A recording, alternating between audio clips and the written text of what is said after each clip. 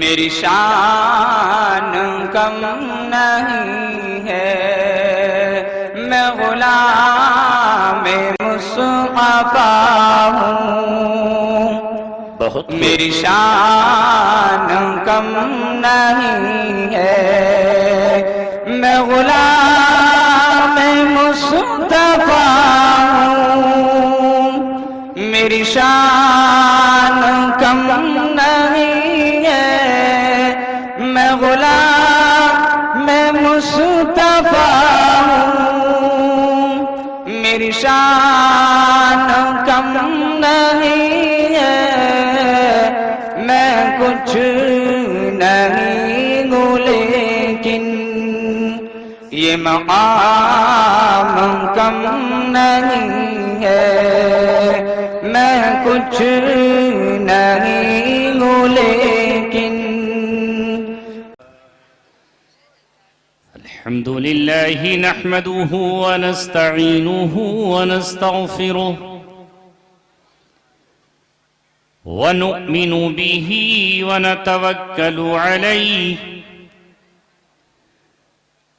ونعوذ بالله من شرور أنفسنا ومن سيئات أعمالنا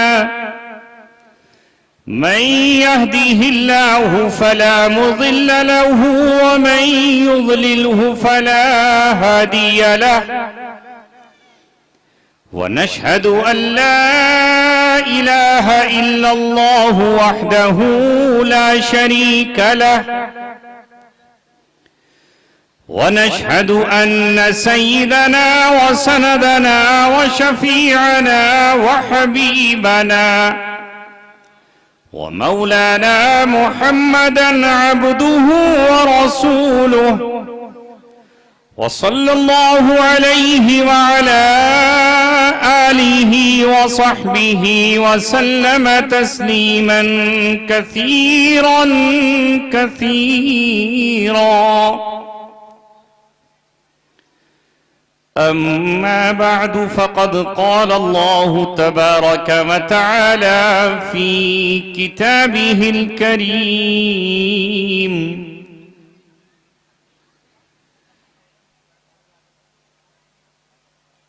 وقل جاء الحق وزهق الباطل إن الباطل كان زهوقا.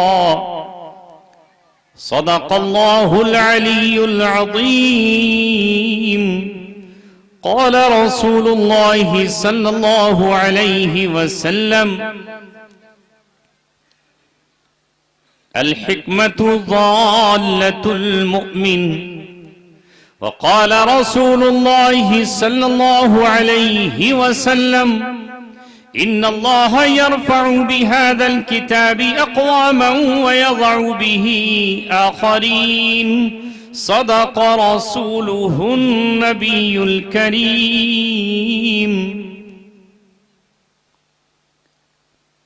اے لا الہ کے وارث، باقی نہیں ہے تجھ میں گفتار دلبرانہ، کردار قاہرانہ. اے لا الہ کے وارث، باقی نہیں ہے تجھ میں گفتار دلبرانہ، کردار قاہرانہ.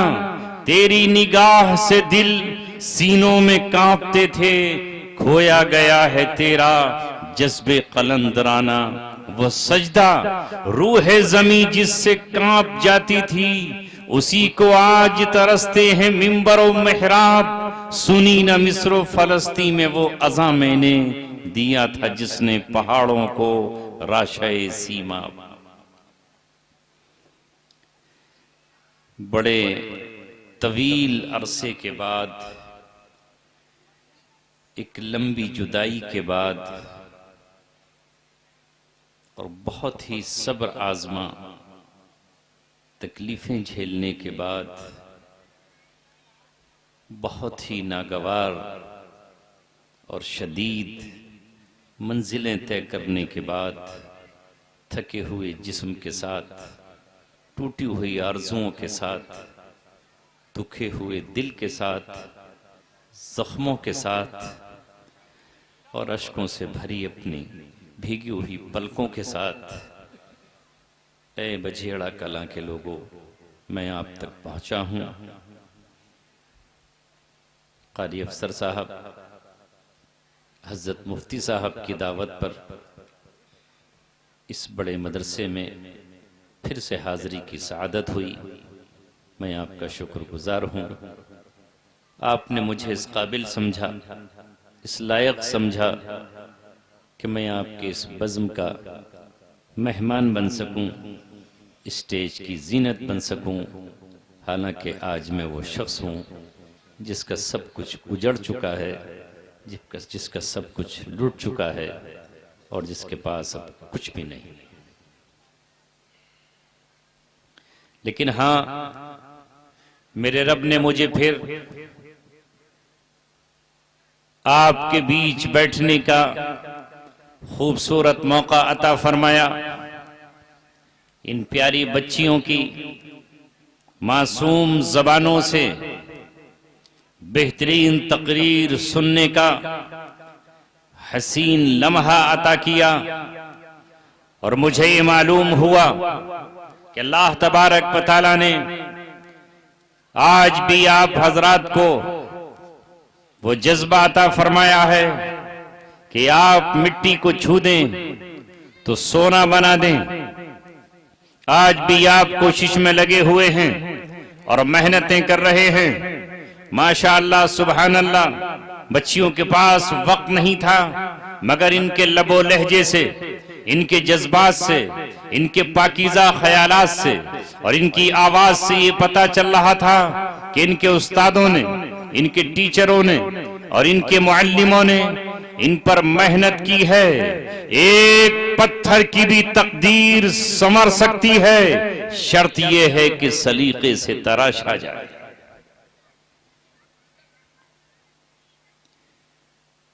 ایسا محسوس ہوتا ہے کہ جہاں دنیا ترقی کر رہی ہے آج، وہیں آپ کے مدرسے بھی اب ترقی کی راہ پر چل پڑے ہیں۔ اور اقبال کی زبان میں ہم یہ دنیا کو پیغام دینا چاہتے ہیں، نہیں ہے اقبال مایوس اپنی کشت ویراں سے، ذرا نم ہو تو یہ مٹی بہت زرخیز ہے ساقی۔ محنت تو کرو، اللہ رب العزت ہمارے بیٹے اور بیٹیوں کو بھی باصلاحیت بھیج رہا ہے۔ ہم گلی کوچوں میں انہیں کھیل کود سے بچا کر مدرسوں میں بھیجنے لگیں، اسکولوں میں بھیجنے لگیں، تعلیم گاہوں میں بھیجنے لگیں، پڑھنے اور پڑھانے کے لیے بھیجنے لگیں۔ ان کے ہاتھوں میں ہم قلم دینے لگیں، تختیاں دینے لگیں، کتاب دینے لگیں، کاپیاں دینے لگیں، کمپیوٹر دینے لگیں، پڑھائی کا ساز و سامان دینے لگیں۔ اگر ان کی زبانوں پر ہم قرآن کو جاری کر دیں تو یہ قرآن کی قاریہ بن سکتی ہیں، یہ قرآن کی حافظہ بن سکتی ہیں، یہ عالمہ بن سکتی ہیں، یہ فاضلہ بن سکتی ہیں، یہ وقت کی قاضی بن سکتی ہیں، یہ بہت اچھی معلمہ بن سکتی ہیں۔ اے لوگو، اللہ تبارک و تعالیٰ نے اے مسلمانوں تمہیں صلاحیتوں سے نوازا ہے۔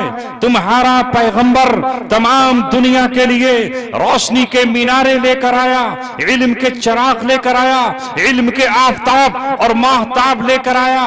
اس نے جہالت کی دنیا کو علم کی روشنی سے منور کر ڈالا، مگر آج ہو کیا رہا ہے؟ دنیا کی دوسری قوموں نے آسمان کی بلندیوں کو چھو لیا اور ہم آسمان کی بلندیوں پر تھے، اور ہم نے اپنے آپ کو جہالت کی دلدل میں پھنسا دیا اور ہم نالیوں میں جا پڑے، اور ہم نے اپنے آپ کو جانوروں سے بدترین زندگی گزارنے پر مجبور کر لیا۔ یہ جلسے، یہ اجتماعات، یہ علماء کی آمد، یہ راتوں کی جگن، یہ بدن کو تھکانا، یہ اپنے آپ کو برباد کر لینا، یہ ہڈیوں کا گودا سکھا دینا، یہ گوشت کا اپنے جسموں سے ادھڑوا دینا، صرف اے میری قوم تمہارے لیے ہے۔ تم کس دن جاگو گے؟ तुम किस दिन सुध होगे। मेरा नौजवान जब अपने हाथ में शराब के जाम लिए नजर आता है तो हमारा कलेजा फटने को होता है। जब हमारा नौजवान सिगरेट पीता नजर आता है तो वो धुआं उसके मुंह से नहीं हमारे जिगर पे लगता है। नक्श है सब नातमाम खूने जिगर के बगैर, नगमा है सौदाए खाम खूने जिगर के बगैर। हाय काश ऐसा दिल मिल जाए जिसमें तुम्हारी मोहब्बत हो, जिसमें नौजवानों के लिए प्यार हो, जिसमें मासूम बच्चों के लिए दर्द हो, जिसमें यतीमों की आह हो, जिसमें बेवाओं के लिए हमदर्दी का खैर ख्वाही का जज्बा हो। क्यों नहीं होता है मुसलमानों? चौराहों पर बैठे हैं, वक्त गुजर रहा है, लम्हे गुजर रहे हैं, कोई ताश के पत्तों पर अपना वक्त बर्बाद कर रहा है, कोई पतंग उड़ा रहा है, कोई क्रिकेट में अपना वक्त बर्बाद कर रहा है, कोई मोबाइल पर अपने वक्त को बर्बाद कर रहा है। हमारे बच्चों का आलम यह है कि देखते ही देखते उनकी जवानियां गुजर रही हैं और उनके गुटके कोई खा रहा है, किसी का मुंह बंद हुआ चला जा रहा है, कोई कैंसर की बीमारी का शिकार है, तालीम गाहें खोली हुई हैं, उलमा बैठे हुए हैं। आओ हम मोहम्मद सल्लल्लाहु अलैहि वसल्लम पर उतरने वाला कुरान तुम्हारे बच्चों के सीनों में उतार देंगे। आओ हम तुम्हारे बच्चों की जुबानों पर कलमा तय्यबा ला इलाहा इल्लल्लाह मुहम्मद रसूलुल्लाह पढ़ा देंगे। आओ हम इनके कानों को रसूलुल्लाह के प्यारे नगमों से आशना करा देंगे। मगर हम हैं कि अपने बच्चों को दीनी दरसगाहों में भेजने के लिए तैयार नहीं हैं, हम मदरसों में स्कूलों में भेजने के लिए तैयार नहीं हैं। खेलते कूदते बच्चे और बर्बादी के आलम में टाइम गुजार रहे हैं। क्या ऐसा नहीं हो रहा?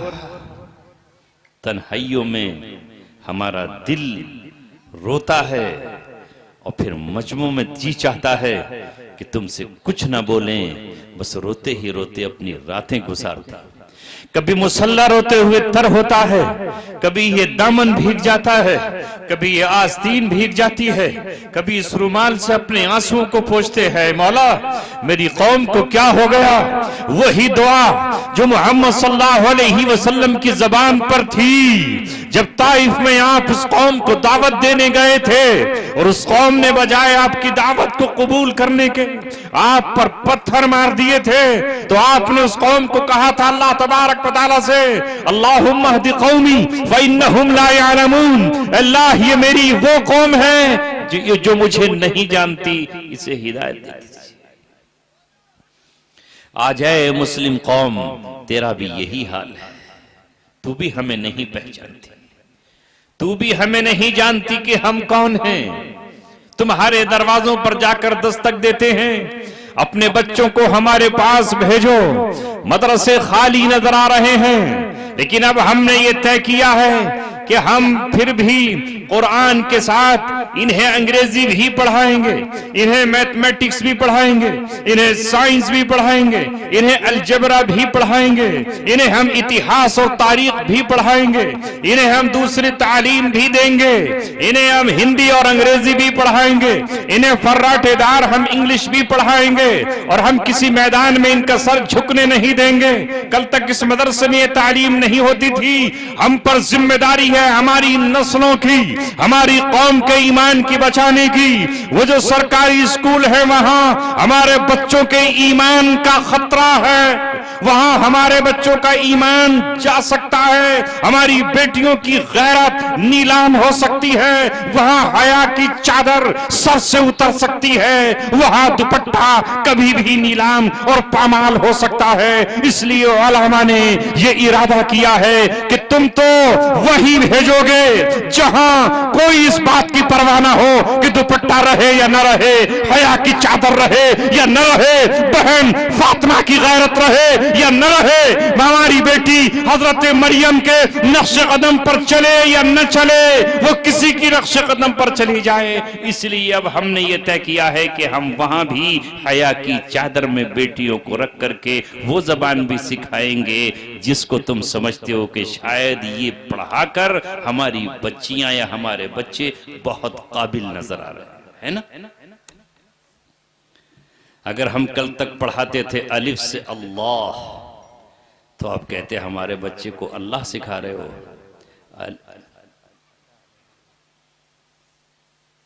آپ الو سکھاؤ، ہے نا، چھوٹے او سے الو، الو سکھاؤ، یہ بڑا اچھا ہے۔ D four donkey سکھاؤ، M four منکی سکھاؤ، ایس فور اسنیک سانپ سکھاؤ،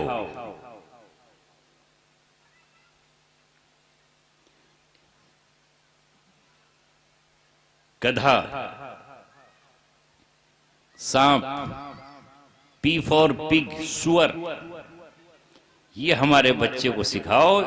یہ بڑا اچھا لگتا ہے جب بچہ صبح آ کر ہمارے گھر کہتا ہے کہ پی فور پگ، سور سور سور سور سور کی جب رٹ لگاتا ہے تو مزہ آتا ہے، واہ واہ واہ واہ واہ۔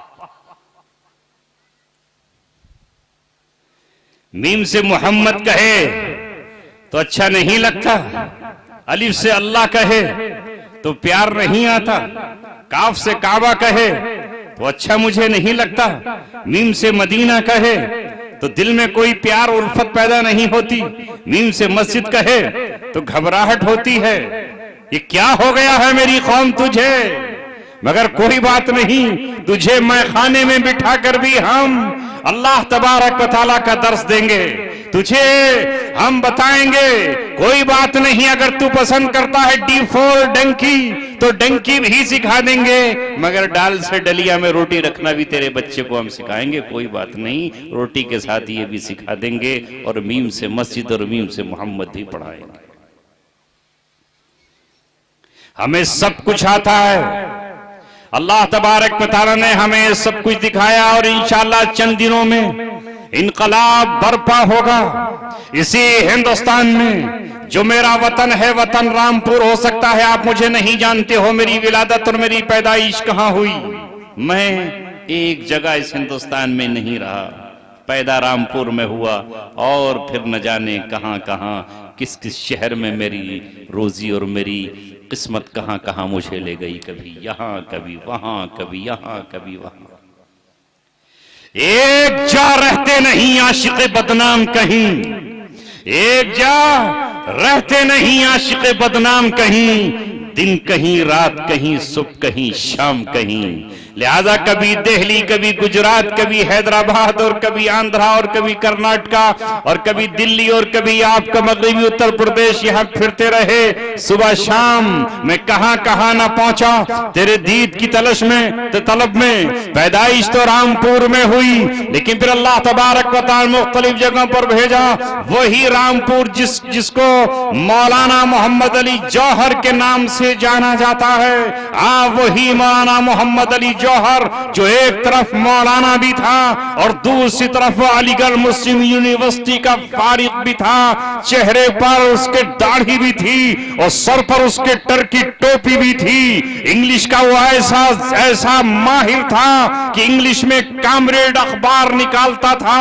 اور اردو کا اتنا بڑا ماہر بھی تھا کہ ہمدرد اخبار بھی وہ نکالتا تھا، اور ہندوستان میں جنگ آزادی کا وہ ایسا سرخیل بھی تھا کہ اس کے بغیر ہندوستان کی تاریخ آزادی نامکمل رہے گی۔ اس کی انگریزی کا یہ عالم تھا کہ اس کا اخبار کامریڈ پڑھنے کے لیے برطانیہ کی ملکہ وکٹوریا ایک ہفتے تک مرمرغ بسمل کی طرح، مچھلی بیاب کی طرح تڑپتی رہتی تھی کہ کب محمد علی جوہر کا اخبار آئے گا اور میں اخبار کا مطالعہ کروں گی۔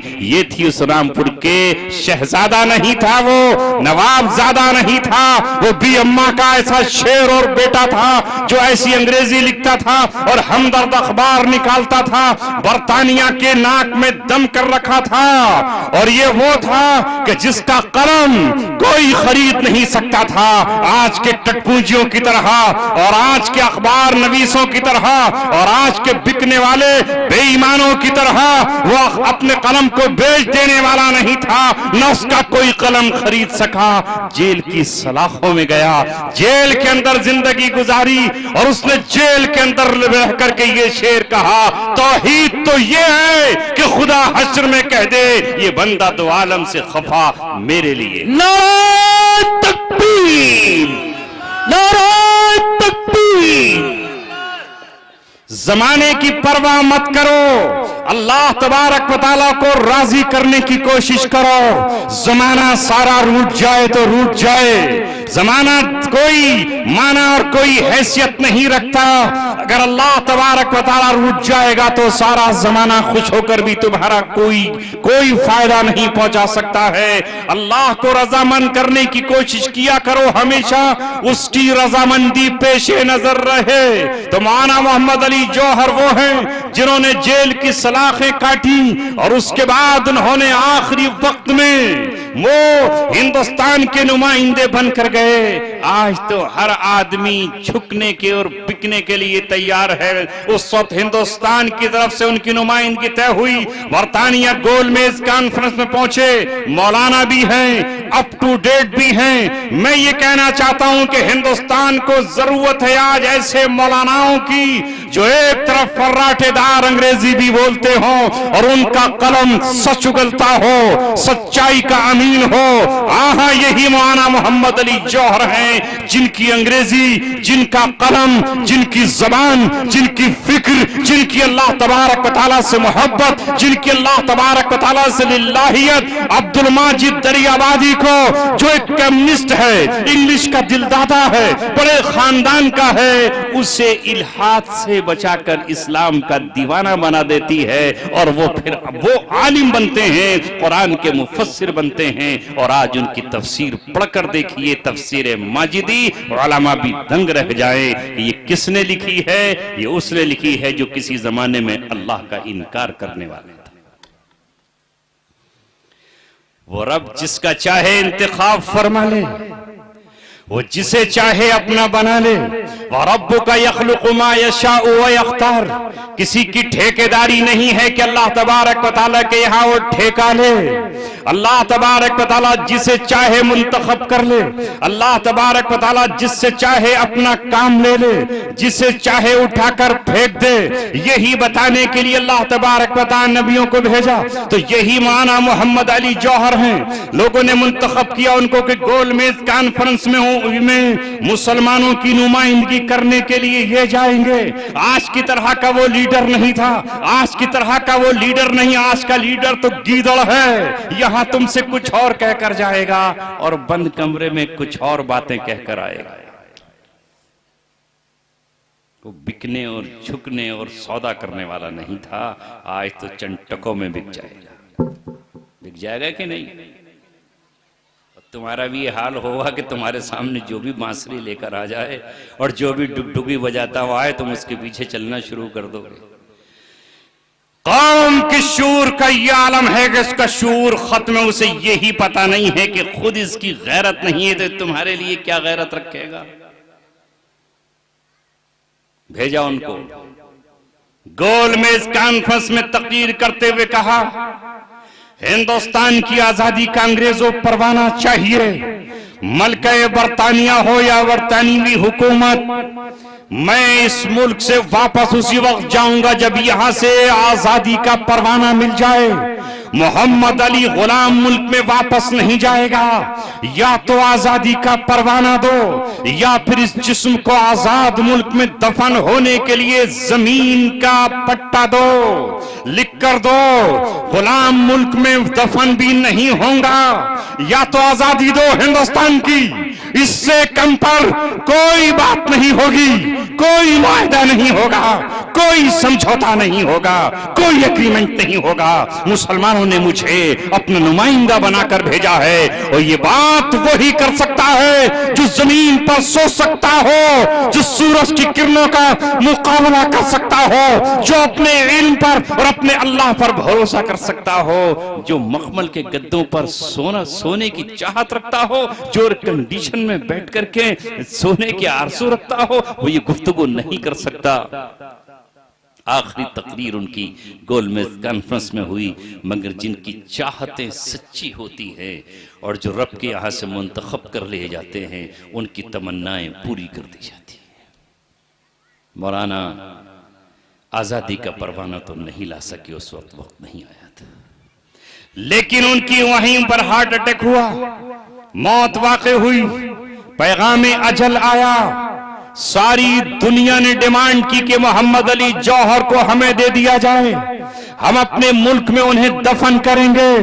ہندوستان کے سراپا مسلمان احتجاج بن کر سڑکوں پر نکلے اور کہا کہ جنازہ ہم لائیں گے، لیکن بیت المقدس سے بلاوا آیا، وہاں وہی بیت المقدس جس کا ذکر ابھی انگریزی تقریر میں یہ بچی کر رہی تھی کہ وہ ہارٹ لینڈ ہے، مسلمانوں کا دل ہے، اللہ کی سرزمین ہے۔ تم تو نہیں سمجھے، مگر میں سمجھ رہا تھا کہ یہ بچی کیا کہہ رہی ہے، اور اس بچی کی زبان پر اس کے استاد کی سوچ اور فکر بول رہی تھی۔ سبحان الذی اسرا بعبدہ 15ویں پارے کی آیت بچی نے شروع کی تھی، اور بیت المقدس سرزمین فلسطین کا یہ بچی ذکر کر رہی تھی۔ اس سرزمین فلسطین سے بلاوا آیا، آئیے آپ کو ہم یہاں دفن کریں گے۔ کون سی سرزمین؟ نبیوں کی سرزمین، جہاں سے معراج کا سفر شروع ہوا محمد صلی اللہ علیہ وسلم کا، جہاں آپ صلی اللہ علیہ وسلم نے امامت فرمائی تمام نبیوں کی، جہاں آپ امام المرسلین، امام الانبیاء والمرسلین بنائے گئے، جہاں سے آپ کا سفر معراج کا شروع ہوتا ہے، جو نبیوں کی سرزمین ہے۔ ایک شخص نے وہاں اپنی قبر کے لیے جگہ خاص کی ہوئی تھی۔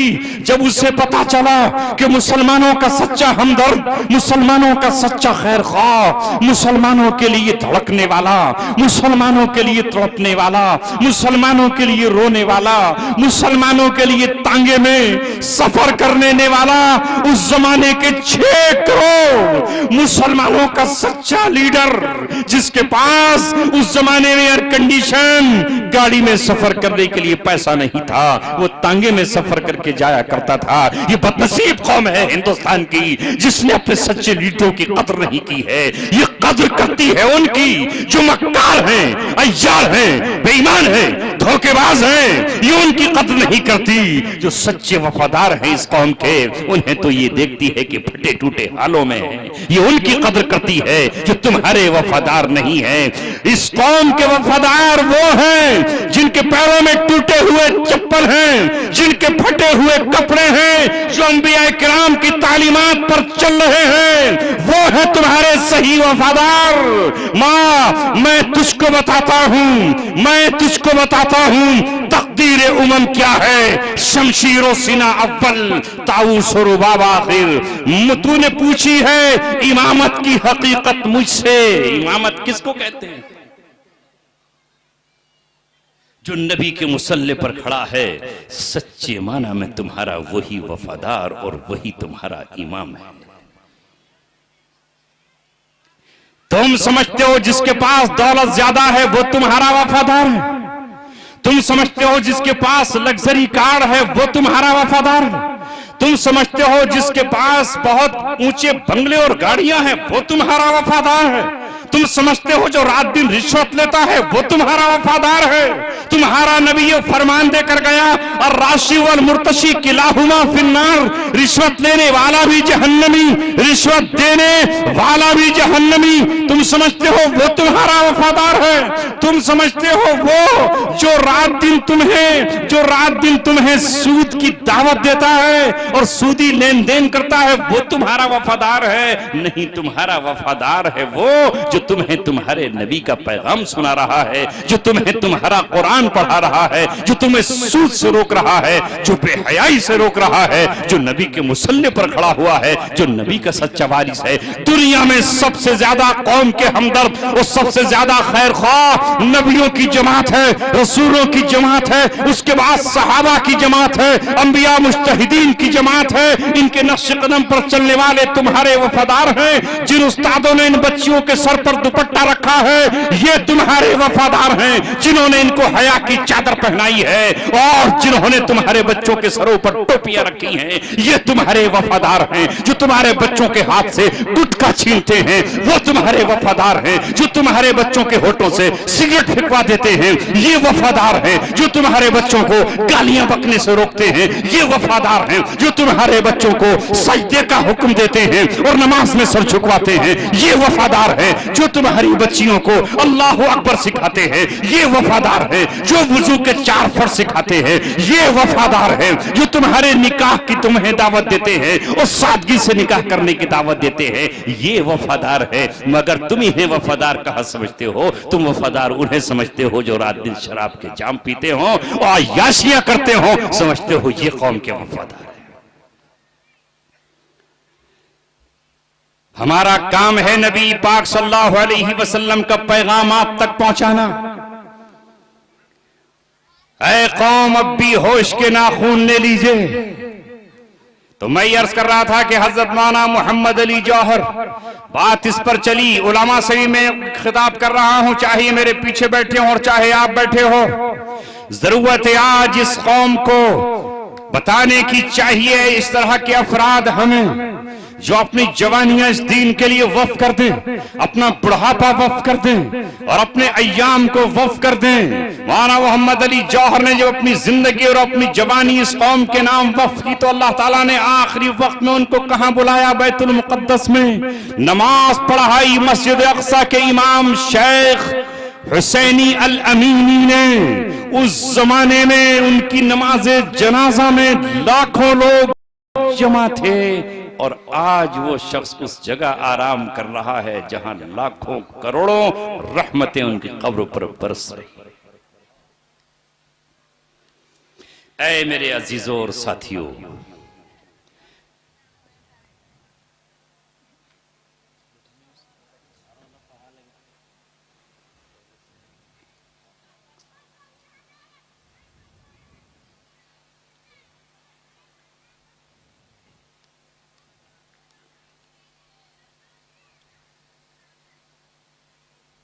درود شریف پڑھ لیجئے ایک بار۔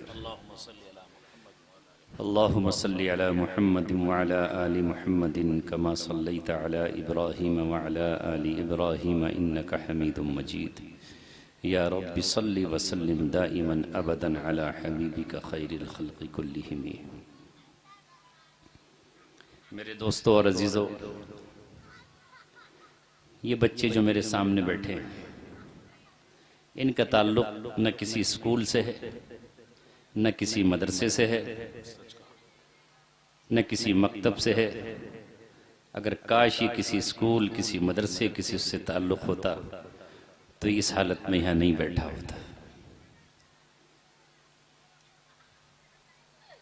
دیکھ رہے ہیں آپ اس کی حالت، ان حالت میں نہیں ہوتے۔ رو، اپنی تقدیر پر رو، اپنی بدنصیبی پر آنسو بہاؤ۔ مرغی کا ایک انڈا اگر خراب نکل جاتا ہے تو پورے دن روتے ہو۔ گوشت کی ایک بوٹی اگر بازار سے خرید کر لاتے ہو، خراب نکل جاتی ہے تو ماتم کرتے ہو۔ گیہوں کی ایک بال کھیت میں خراب ہو جاتی ہے تو پچھتاتے ہو۔ ایک پپیتا خرید کر لاتے ہو، اگر خراب نکل جاتا ہے تو کتنا کڑتے ہو اور گالیاں بکتے ہو پپیتا بیچنے والے کو۔ تمہارا ایک بچہ برباد ہو گیا، تمہارا ایک ہیرا تباہ ہو گیا، اس امت کا ایک ہیرا ختم ہو گیا، اور ہمیں پرواہ اور پرواہ ہی نہیں ہے۔ یہ ہے آج ہمارا عالم، اور ہمیں کوئی پرواہ نہیں کہ ہمارے بچے کہاں چلے گئے اور ہمارے بھٹے کا اگر ایک اینٹ ٹیڑھی ہو جائے وہ دویم کی کہلائے گی، پوری نہ پکے وہ سویم کہلائے گی، اس کی قیمت گھٹ جائے گی۔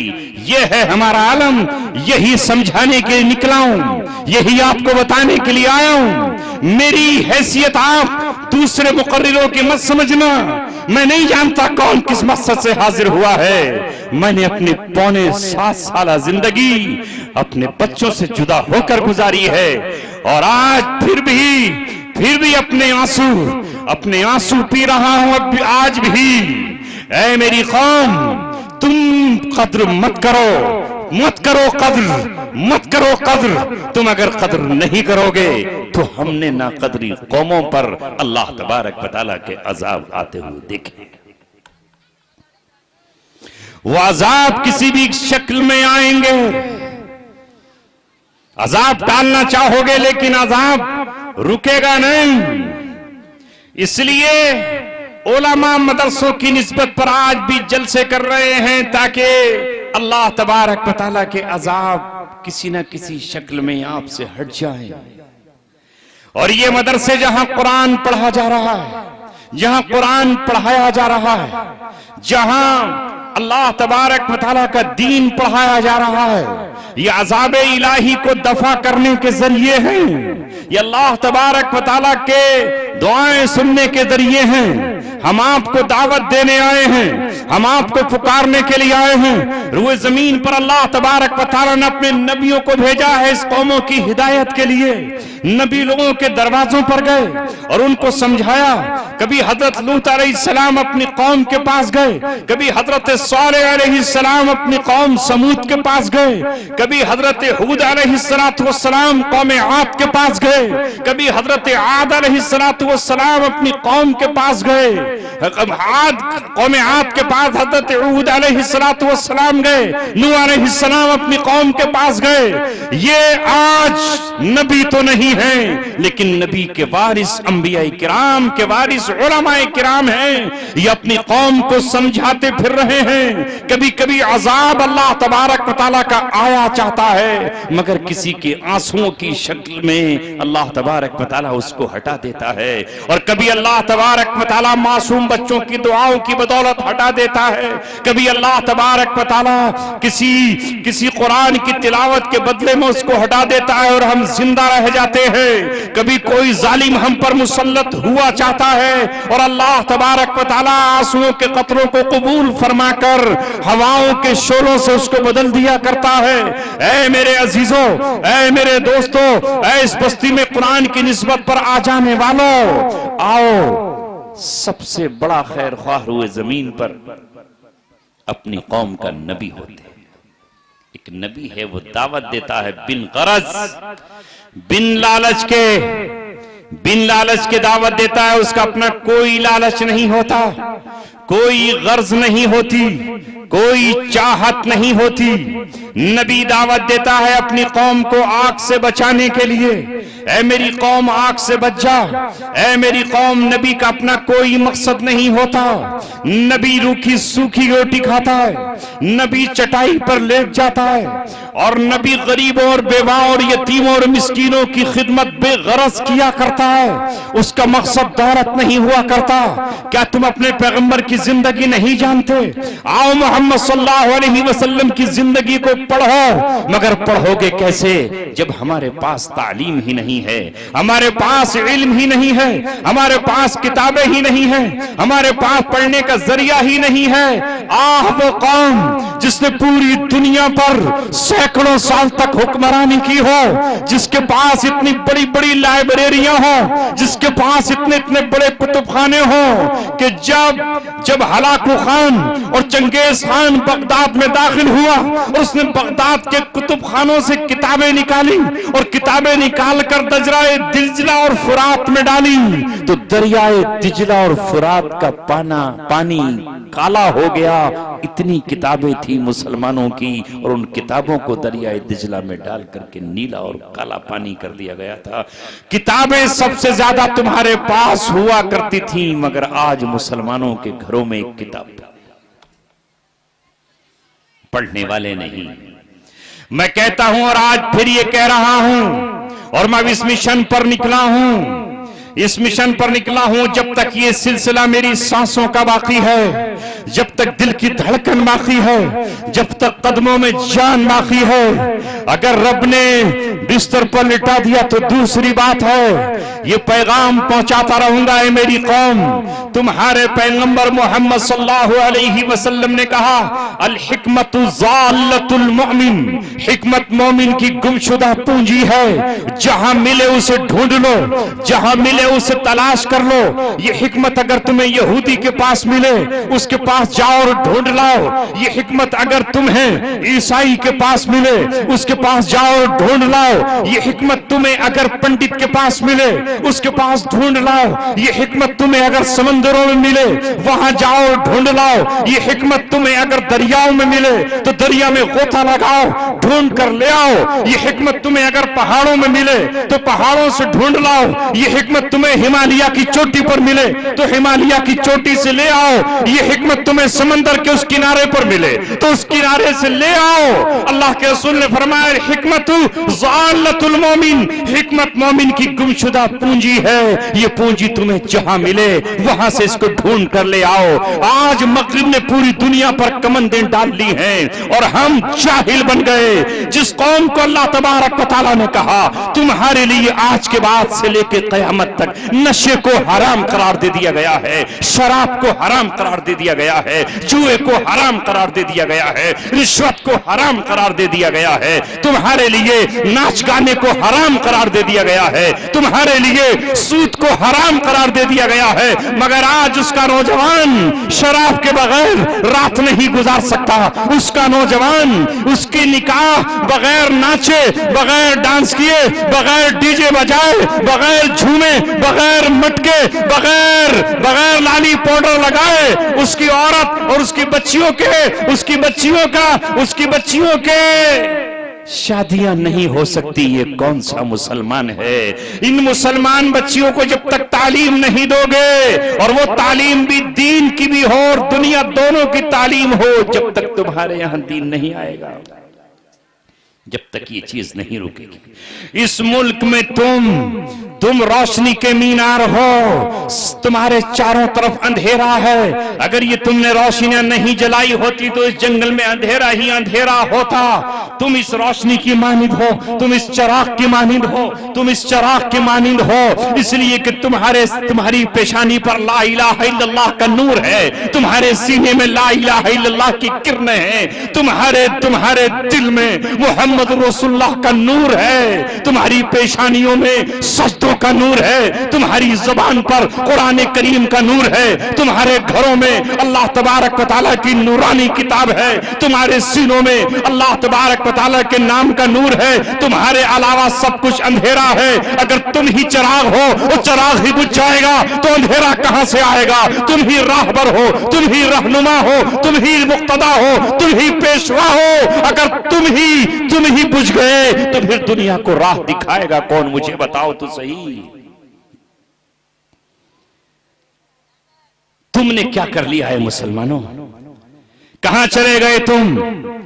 اٹھاؤ اور اپنے گھروں سے شراب کی بوتلیں نکال کر پھینک دو نوجوانوں، نشے کے جتنے ساز و سامان ہیں توڑ ڈالو۔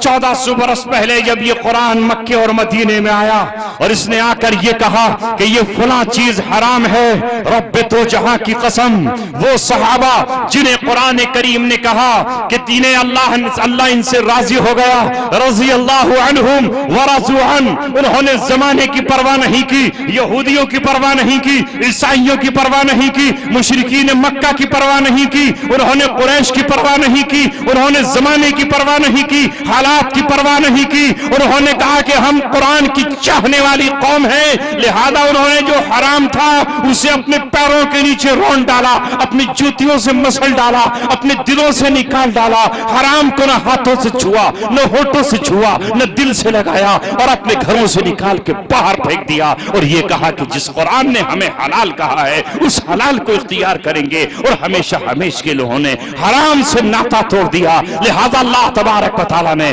آسمان سے انہیں پکار کر کہا، جبریل سے پیغام دلوایا اور ان سے یہ کہا رضی اللہ عنہم، اللہ ان سے راضی ہو چکا ہے، اللہ انہیں محبوب بنا چکا ہے، اللہ انہیں ہدایت کا چراغ اور خطاب دے چکا ہے، اللہ ان سے جنت کا وعدہ کر چکا ہے، ورضوا عنہم، اور یہ اللہ تبارک و تعالیٰ سے راضی ہو چکے ہیں۔ ہم کیا کہہ رہے ہیں؟ ہم کہتے ہیں کہ ہمیں وہ فیصلہ پسند نہیں ہے جو قرآن ہم کو سناتا ہے۔ قرآن نے شراب کو حرام قرار دیا ہے، ہم شراب پیئیں گے۔ قرآن نے جوئے کو حرام قرار دیا ہے، ہم جوا کھیلیں گے۔ قرآن کریم نے رشوت کو حرام قرار دیا ہے، ہم رشوت لیں گے۔ قرآن کریم نے پردے کو کہا ہے، ہماری بیٹیاں اور ہماری بہنیں پردہ نہیں کریں گی۔ ہم تو ہندوستانی ہیں، ہم ہندوستان میں پردہ نہیں جانتے، ہم تو صاحب فلاں روایات پر چلتے رہیں گے۔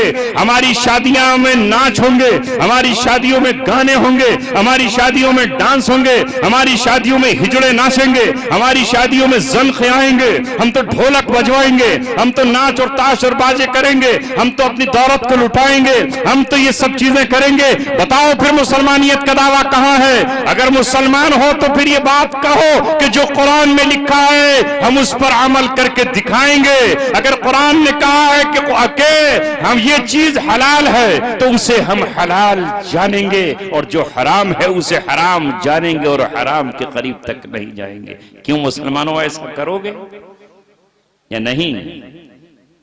یا بس جلسہ سن کے اس کے بعد چلے جائیں گے کہ سبحان اللہ، بس کرنا وہی ہے، چونکہ یہ تو بس دل بہلانے کے لیے نو بہار ساؤنڈ لے کر آئے تھے ہم۔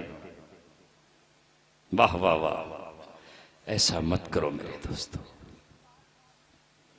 آپ کے یہاں ماشاءاللہ کئی ادارے چل رہے ہیں، اداروں سے اداروں کا کوئی ٹکراؤ نہیں ہے، اس روشنی کا اس روشنی سے کوئی ٹکراؤ نہیں۔ فضول سمجھ کر جسے بجھا دیا تم نے، وہی چراغ جلاؤ تو روشنی ہوگی۔ مگر ہمارے یہاں کیا ہے؟ یہ ادارہ مفتی تصور کا ہے، یہ ادارہ قاری افتخار کا ہے، اور دونوں آپس میں یوں جھگڑیں گے، اور تیسرا قاری شیر محمد کا ہے، یہ آپس میں ایسے لڑیں گے، اللہ حفاظت فرمائے۔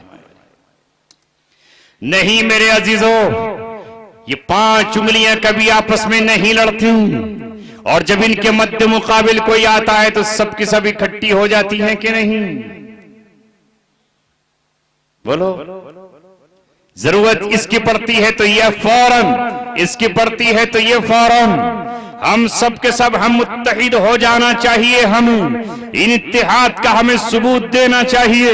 جس کے نزدیک جو ہو وہ اس کی مدد کرے، اپنا کام کیے جائیے، اللہ تبارک و تعالیٰ کو یاد کرتے رہیے۔ اللہ تبارک و تعالیٰ جس بچے کو روئے زمین پر بھیج رہا ہے، اگر تمہارے گھر میں بھیج رہا ہے تو تمہاری ذمہ داری ہے۔ آج ہی میں نے بستی پٹنہ کی جمعے کی نماز میں ان لوگوں کو حدیث پڑھ کر سنائی، اور وہ تمہیں سنا کر کے اپنی بات کو مختصر کر رہا ہوں، چونکہ زیادہ کہنے سے شاید آپ بھول جاؤ گے، آپ کو یاد نہیں رہے گا۔ اللہ کے رسول فرما رہے ہیں کل مولود یولد علی فطرۃ، ہر بچہ اسلام کی فطرت پر پیدا ہوتا ہے۔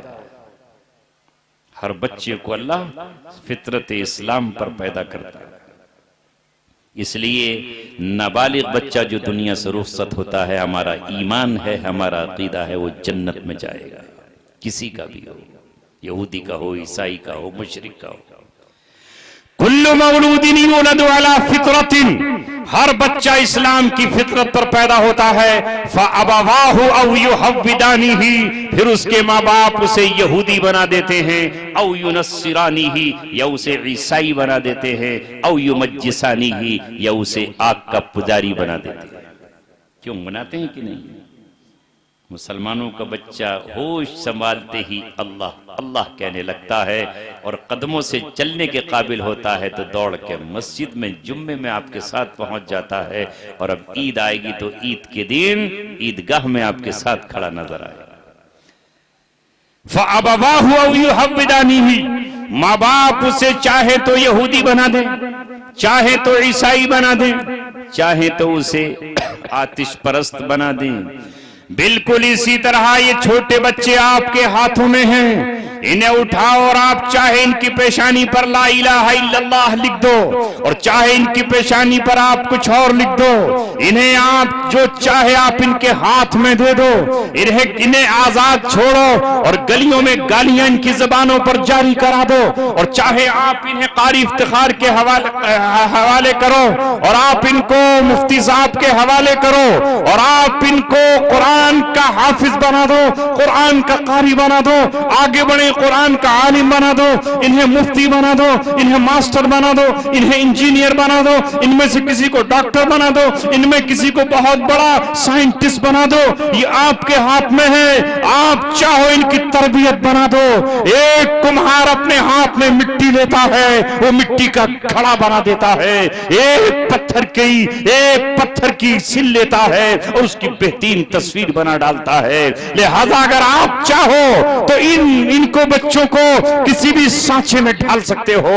اے بجھڑا کلا والو، میں نکلا ہوں جب تک میری سانسیں اور زندگی باقی ہے کہ تمہیں تعلیم کی طرف لے کر آؤں۔ محمد صلی اللہ علیہ وسلم نے آ کر یہ کہا، انما بعثت معلما، میں معلم بنا کر بھیجا گیا ہوں، میں ٹیچر بنا کر بھیجا گیا ہوں، لِأُتَمِّمَ مکارم الاخلاق، تاکہ میں اخلاق کے تمہیں اعلیٰ معیار پر پہنچا دوں۔ مگر ہمارے یہاں آج اخلاق نہیں ہے۔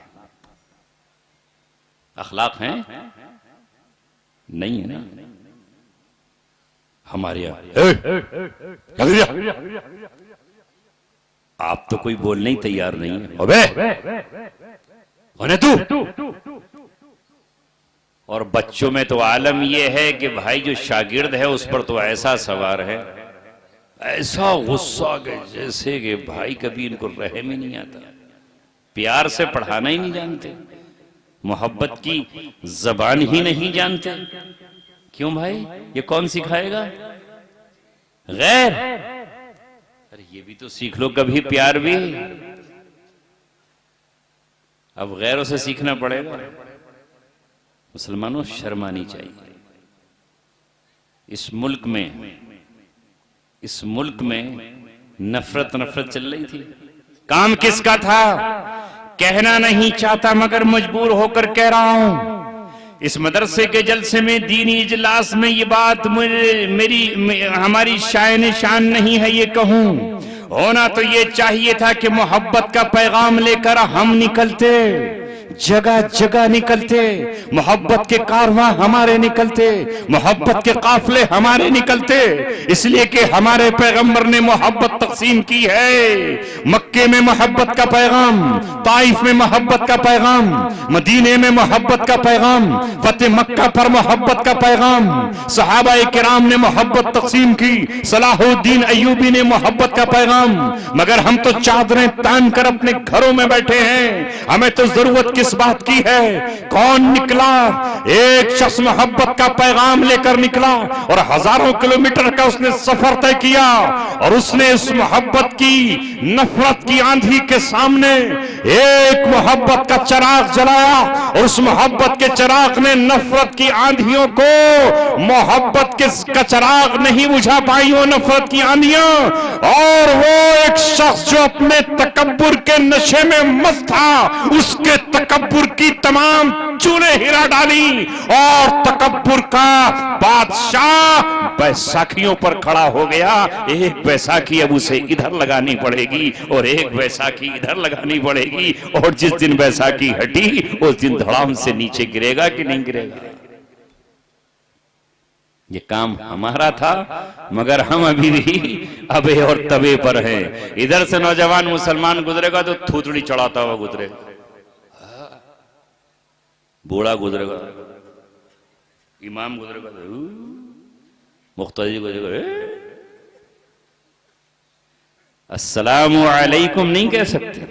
مقتدی چاہے کہ امام کرے، 7,000 روپے لے تو ریا، اور امام چاہے کہ میں تمہارا امام ہوں تو یہ کرے گا مجھے۔ ہر ایک کس کا نقصان ہے؟ تمہارے نبی نے تو یہ کہا السلام علیکم، جو پہل کرے اسے نیکیاں زیادہ مل جائیں گی کہ نہیں؟ دعا میں بھی دعا نہیں دے سکتے، اس سے بڑا اور کیا ہوگا المیہ؟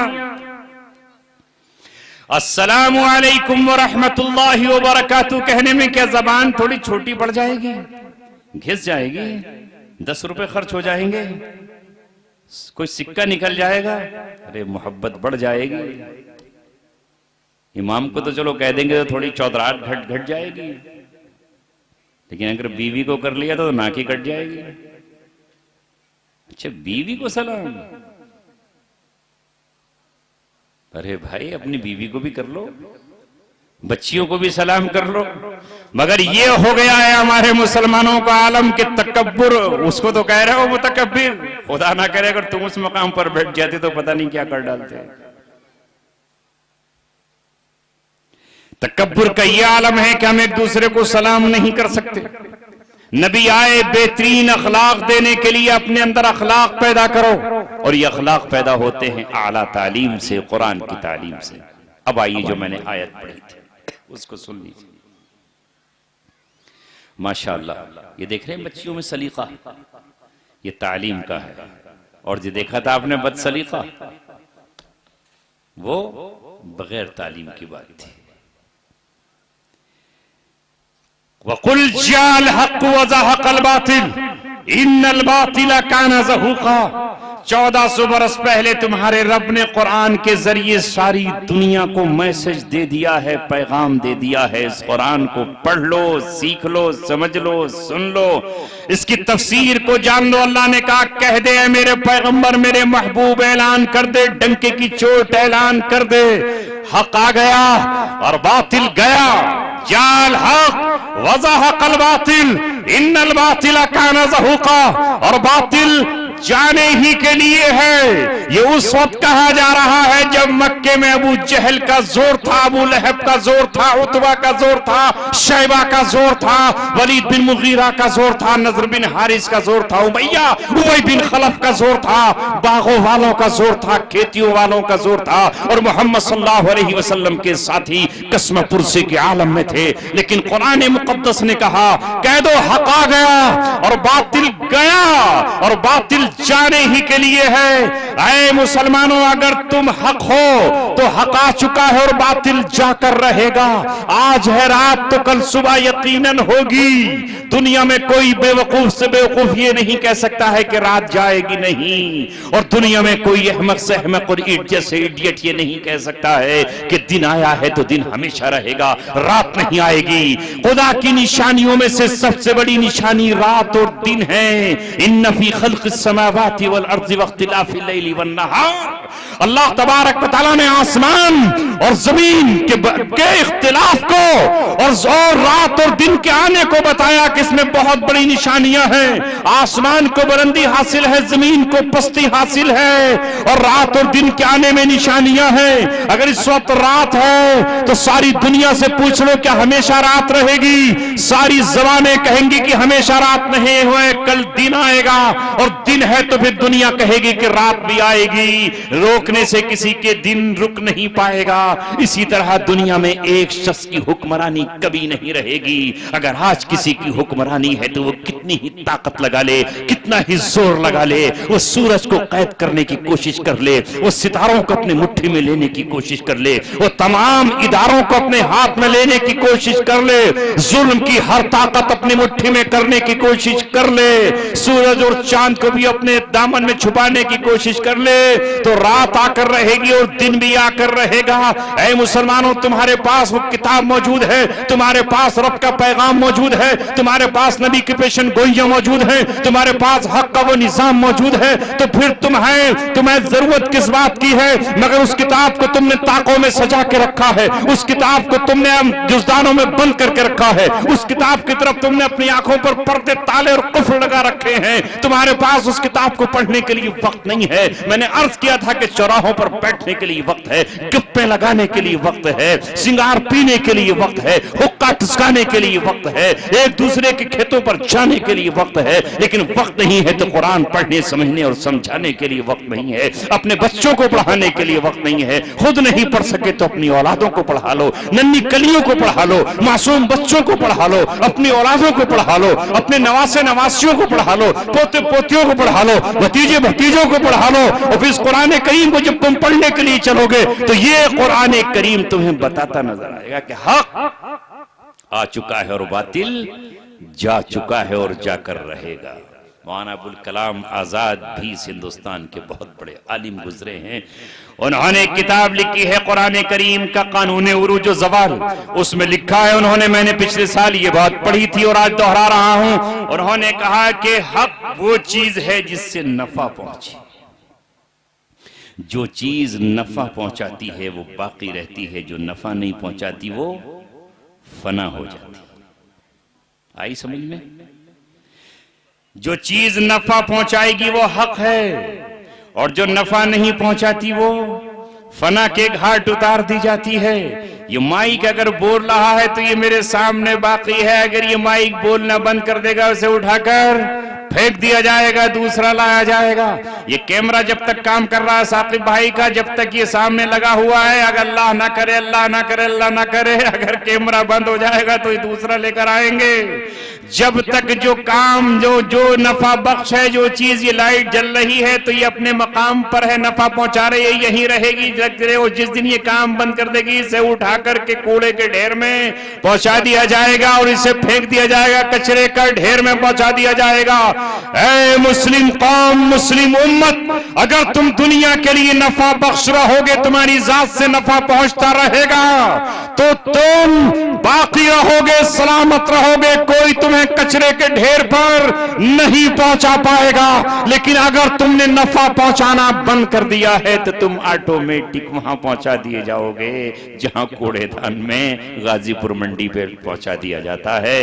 یاد رکھو، اپنے آپ کو نفع بخش بناؤ۔ اللہ تعالیٰ نے تمہیں کیا فرمایا؟ کنتم خیر امت اخرجت للناس تأمرون بالمعروف وتنہون عن المنکر وتؤمنون باللہ۔ تم بہترین امت ہو، کنتم خیر امت اخرجت للناس، تاکہ تمہیں بھیجا گیا ہے لوگوں کے نفع کے لیے۔ کائے کے لیے؟ یعنی للناس نفع کے لیے ہے، لوگوں کو نفع پہنچائیے۔ جب تم نفع پہنچاؤ گے تو اللہ تبارک و تعالیٰ تم کو باقی رکھے گا۔ صحابہ نفع پہنچاتے رہے، اللہ تبارک و تعالیٰ ان کو آگے بڑھاتا رہا، یہاں تک کہ وہ مکہ سے مدینہ پہنچے، مدینے سے پھر آگے بڑھے، یہاں تک کہ وہ مراکش پہنچے، مراکش سے وہ ایران پہنچے، ایران سے روم پہنچے، قسطنطنیہ پہنچے، ہندوستان پہنچے، اور ساری دنیا میں اللہ تبارک و تعالیٰ ان کو پہنچاتا رہا۔ لہذا نفع پہنچاتے رہیے، آپ بلائے جاتے رہیں گے۔